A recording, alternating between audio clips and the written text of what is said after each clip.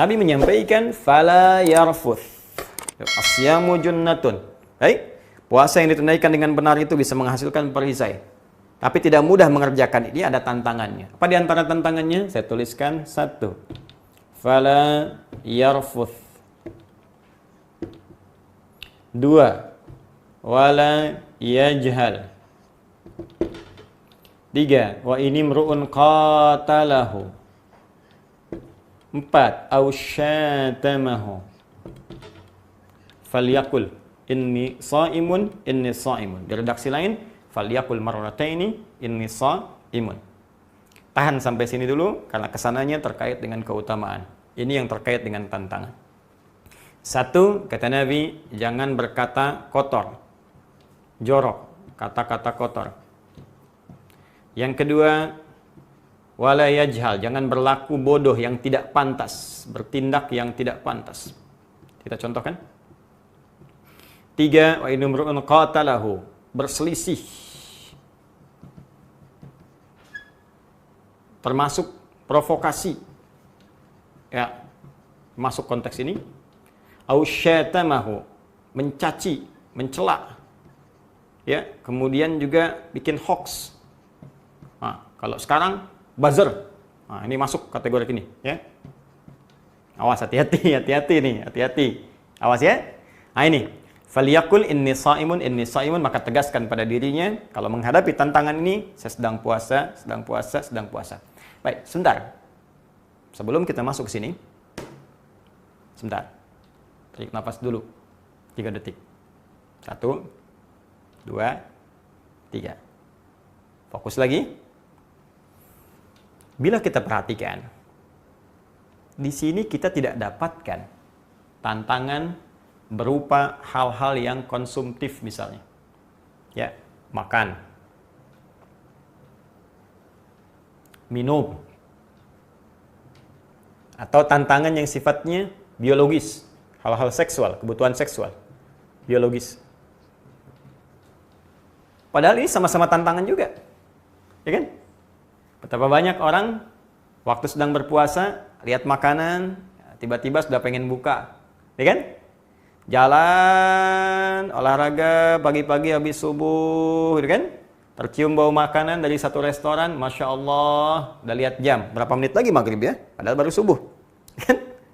Minuman juga demikian, ya kan? Hasad seksual juga demikian. Karena itu jadi tantangan, dilarang saat puasa. Namun kenapa yang ini tidak banyak diungkap, dibahas, sedangkan ini yang ditekankan? Bahkan menduduki hal yang sangat penting tentang hadis-hadis puasa. Teman-teman sekalian, secara sederhana, karena memang bagian yang pertama ini, minum, makan, hubungan biologis, ini yang disebut dengan muftirat namanya. Ya, hal yang membatalkan puasa. Terkait hal yang membatalkan puasa, berlaku untuk semua orang. Karena semua orang pun menjaga dari ini, sudah kenal semua. Karena semua menjaga dari itu, maka muncullah kemudian motivasi yang kuat untuk meninggalkan ini semua. Jadi nggak dilarang pun sudah ngerti. Nggak disampaikan pun sudah paham, makan itu pasti batal. Ya, minum itu pasti batal. Ini nggak usah pura-pura, saya mau wudhu, kumur-kumur, padahal pakai sirup misalnya. Ya, ini tetap aja batal. Ya, cuman 2 dalam keadaan makan, minum nggak batal. 1, ketika lupa, bukan pura-pura lupa. Beda pura-pura lupa dengan lupa. Makan, lupa misalnya. Sedang makan, selesai. Begitu kenyang, ketemu teman, ditanya sama teman, gimana puasanya hari ini? Oh, puasa, astagfirullah, saya lupa. Nah, bukan makan dulu, nanti kalau ditanya lupa. Bukan. Nah, yang kedua, makan dalam keadaan atau minum dalam keadaan sedang tidur, mimpi. Mimpi, mimpi makan. Mimpi, mimpi minum. Ya, ajaibnya begitu bangun, kenyang misalnya. Ya, nah, itu tidak membatalkan. Kalau memang tidak diniatkan untuk itu. Nah, ini yang membatalkan. Kenapa tidak banyak dibahas? Karena sudah banyak dipahami. Semua orang yang puasa menjaga ini. Tapi yang ini namanya mufsidat, perusak puasa. Ya, perusak. Perusak itu kan nggak semuanya mengalami ini secara keseluruhan. Kalau ini dihadapi oleh keseluruhan. Karena setiap hari itu yang dijaga. Ketahuan hadir nggak hadir, langsung tahu. Tapi ini bisa datang tiba-tiba. Ya, bisa nggak disadari teman-teman sekalian. Dan nggak banyak orang tahu bahwa ini merusak. Apa bedanya membatalkan dengan merusak? Kalau membatalkan, muftirat, ini seketika puasanya selesai, habis. batal, gugur. Mesti diganti di hari lain. Kalau sengaja, tambah kafarat, hukuman tambahan.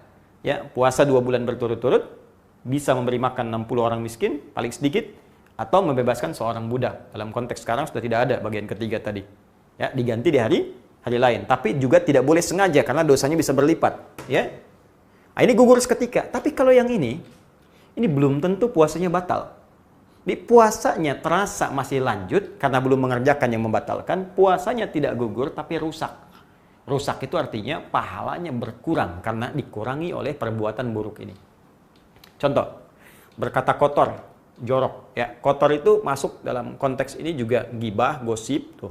Ya, kata-kata jorok dan seterusnya, ya, masuk sini. Saya mau tanya pada Anda, saat kita mengerjakan puasa, berapa kali membicarakan keburukan orang lain? Berapa kali nulis status tentang keburukan orang? Hah? Berapa kali berbuat jelek dengan kata-kata atau tulisan? Atau dengan pikiran? Itu kan tanpa sadar masuk dalam kategori ini. Bayangkan, kalau mengerjakan ini merusak misalnya 25%, mengurangi 25% pahala puasa. Baik, setelah itu berselisih atau saling provokasi. Ya, maaf, kurangi lagi nih 25%. Ya, gara-gara PSBB di jalan ketemu ini marah, ribut, lupa kalau dia puasa. Oke kan? Baik, dan seterusnya. Ini saling mencela. Nah, kalau sudah sampai sini kan mencela. Ya kan? Kurangi lagi 25%. Nih, bikin hoax. Buzzer tuh, awas, hati-hati. Ya? Awas, profesi Ramadan, dosa bisa berlipat. Muncul lagi 20%. Ya. Anda bayangkan, 25, 25, 25, 25. 25 kali 4, 100%. Kalau ini dikerjakan 100%, dapat pahala puasa 100%. Dikurangi 100%, ya habis 0. Nggak dapat apa-apa. Apalagi kalau kemudian ditambah lagi dosanya, muncul lagi misalnya. Walayajal, berlaku yang tidak pantas. Tak senono. Ya, jahlun itu bisa berarti begini. Seketika saat dikerjakan mungkin belum berdosa bagi dia, tapi dosanya dihasilkan dari komen orang lain. Misal, Anda bapak atau ibu usia 50 tahun, terus keluar komplek olahraga pagi-pagi misalnya kan, pakai sepeda cucu yang 5 tahun. Ya dosa sih enggak, cuman kan orang menggunjing. Nah itu ya jahal namanya, berlaku yang tidak pantas. Ustadz misalnya kan udah tahu begini nih, ceramah, tampilan begini, peci, baju misalnya sudah mengatur dengan baik. Tiba-tiba peci dipindah begini misalnya, kan nggak pantas. Ya saya mungkin nggak dosa pakai ini, tapi kan membuat Anda bisa komen sesuatu yang nggak baik. Tiba-tiba bisa cerita ini, cerita itu, dan sebagainya. Nah ini yang menjadikan, karena Anda penyebab dosanya, orang berbuat dosa, maka terlimpah juga untuk Anda dosanya. Bayangkan, sudah habis 0, berbuat dosa lagi, taruhlah 50% misalnya, karena orang banyak menggunjing bicara buruk. Wah, habis, minus 50%. Sudah tahan lapar, sudah nggak minum haus. Anda bayangkan, udah gitu nambah dosa 50%. Ini yang mungkin yang dimaksudkan Nabi SAW, Rabba sha'imin laysa lahu min siyami ilal ju' wal 'atash. Tidak sedikit nanti orang puasa, karena nggak bisa menghadapi tantangannya dengan baik, dia nggak mendapatkan apapun dari puasanya kecuali lapar dan haus saja. Ini yang paling bahaya.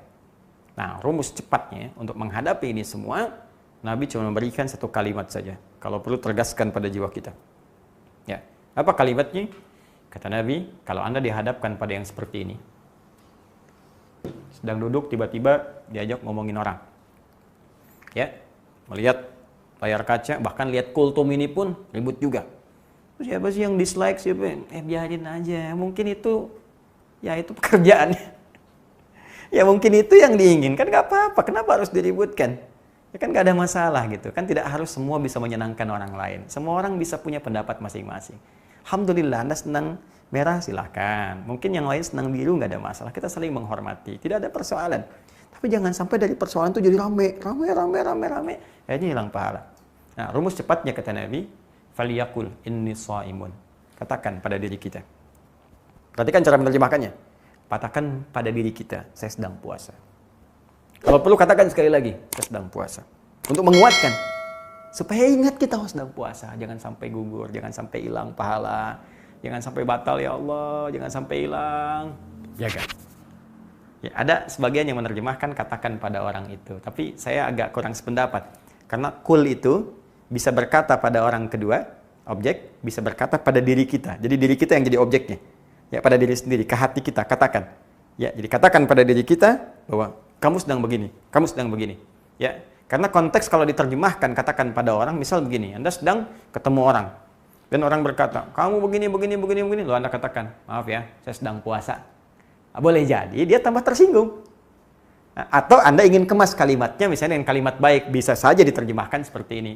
Kita sedang puasa, ada baiknya kita tidak seperti ini. Nah, ini bisa.